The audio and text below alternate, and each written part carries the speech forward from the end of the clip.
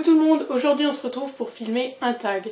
Ça faisait longtemps que je voulais vous en filmer un, mais j'en trouvais pas, donc sur le thème du scrap. Et du coup, Serenabi a sorti son propre tag avec des amis à elle, et je me suis dit que ce serait le bon moment d'en faire un du coup. Et donc je vous l'ai traduit en français, donc toutes celles qui veulent le faire, allez-y, je tag personne en particulier. Donc on va commencer. Première question. Donc, quel type de surface tu préfères? Alors la première réponse qui m'est venue c'est le Project Life, mais franchement je change assez souvent. Je pourrais pas mettre de côté les pages 30 par 30 parce que c'est quand même la base. Mais je pense que oui, si j'avais à choisir, ce serait le Project Life parce que je l'ai découvert il n'y a pas si longtemps et j'apprécie vraiment en ce moment faire des pages de Project Life. Question numéro 2. Ce que tu aimerais essayer. Donc toujours dans le domaine du scrap ou du craft en anglais, parce que oui, les questions, on comprenait beaucoup ce mot et je ne sais pas comment le traduire en anglais, en français plutôt. Donc voilà, on va rester dans ce thème, vous comprenez quoi. Donc ce que j'aimerais essayer, je dirais le Traveler's Notebook. Je pense que vous savez de quoi je parle. Mais j'ai jamais vraiment essayé parce que, étant donné que je fais du Project Life, je documente quand même un peu ma vie, mais j'ai pas une vie trépidante, hein, je voyage pas à l'autre bout du monde et tout, donc j'ai pas énormément de photos à documenter. Et du coup, je me dis qu'avoir un Traveler's Notebook, ce serait bien au niveau créatif, mais il n'y aurait pas vraiment de but parce que j'ai pas assez de photos et j'ai pas grand chose à raconter. Donc voilà. Alors, troisième question, un outil que tu adores. C'est très compliqué comme question.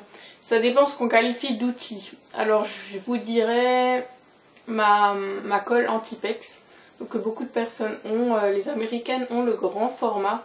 Donc moi, vous avez vu que j'ai le petit. Et je pense que c'est génial parce que, bon, certes, ça prend un peu plus de place qu'une colle, mais pas énormément. Et c'est super si vous voulez repositionner des trucs que vous avez déjà collés ou si vous voulez voir un peu ce que ça donne sans pour autant le coller définitivement. Donc oui, si j'avais quelque chose à vous recommander, ce serait ça.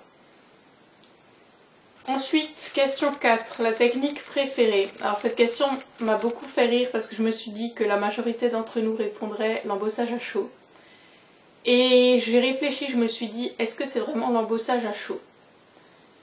En fait, c'est un tout. Je dirais que ce que je préfère, c'est le tamponnage. Donc bien sûr, le tamponnage inclut l'embossage à chaud, mais c'est vraiment le tamponnage en général. J'adore même le tamponnage noir tout simple, ou le tamponnage ombré, tout ce que vous voulez, le tamponnage en général.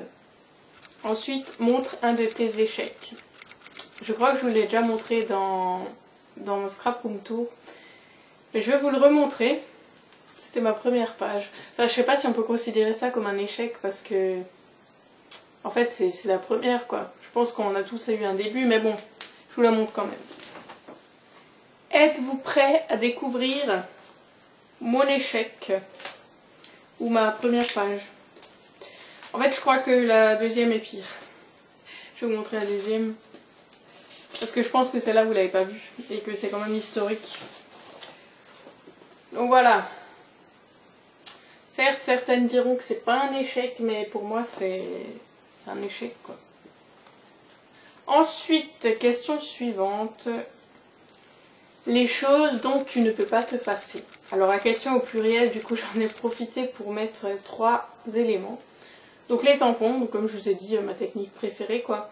Le masking tape, parce que c'est pas un truc que vous pouvez faire vous-même. Tout ce qui est die cuts, vous pouvez le faire vous-même. Tout ce qui est... En fait, c'est ça. Die cuts, oui, vous pouvez le faire vous-même. Après, les papiers, pas nécessairement parce qu'on peut faire des fonds de page soi-même.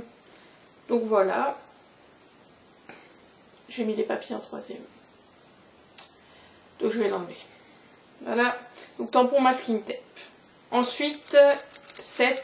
La tendance que tu ne comprends pas.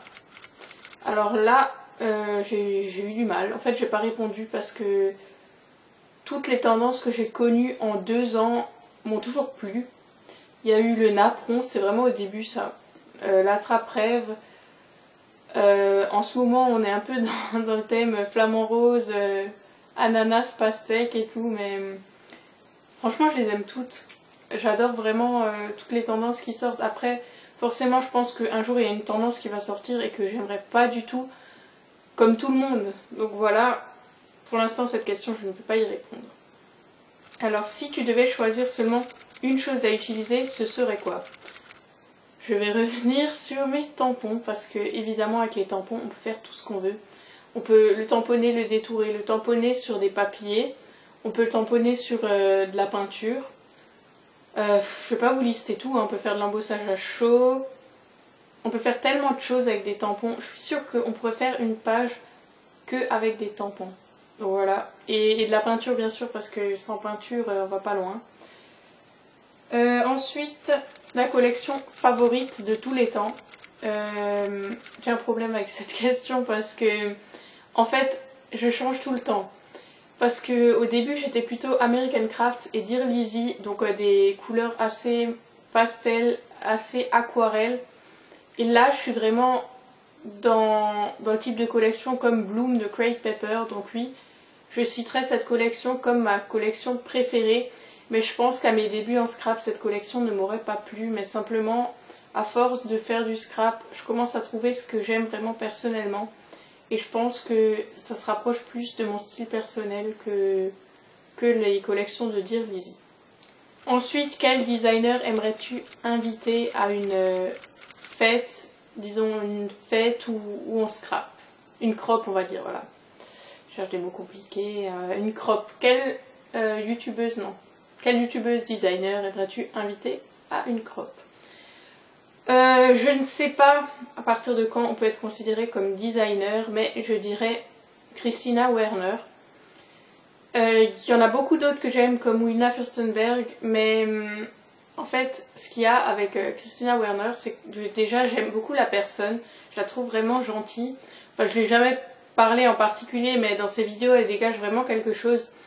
Et en même temps, elle fait des cartes et je vous ai déjà dit que la carterie c'est mon point faible, donc elle pourrait peut-être m'apprendre quelques trucs, je dirais pas non, même si je regarde toutes ses vidéos, je suis encore novice je dirais, et ça viendra avec le temps. Les buts de 2016, donc toujours côté scrap, je dirais simplement, je vais pas être très ambitieuse, donc c'était la dernière question, je dirais simplement continuer YouTube, mais surtout continuer à scraper. Parce qu'en septembre, donc je vais aller en terminale et j'ai peur de plus trop avoir le temps. Bien sûr, vous allez me dire, oh, mais t'auras large le temps et tout, la terminale c'est pas la mort. Oui, mais je ne sais pas. Je privilégie les études, bien sûr. Je sais que j'aurai pas non plus la montagne de travail, mais je sais que je devrais travailler plus que l'année dernière. Donc je vais quand même essayer de consacrer un certain temps au scrap et par conséquent à ma chaîne YouTube. Donc voilà, c'est mon principal but pour l'année 2016. Donc voilà, c'était tout pour ce tag. J'espère qu'il vous aura plu et surtout, si vous avez une chaîne YouTube, n'hésitez pas à le faire. J'apprécie vraiment faire un tag parce que je trouve que c'est différent. Ça permet de discuter et en même temps, on reste dans le scrap et on peut quand même s'échanger des conseils. Donc voilà, on se retrouve dans une prochaine vidéo. Bye tout le monde!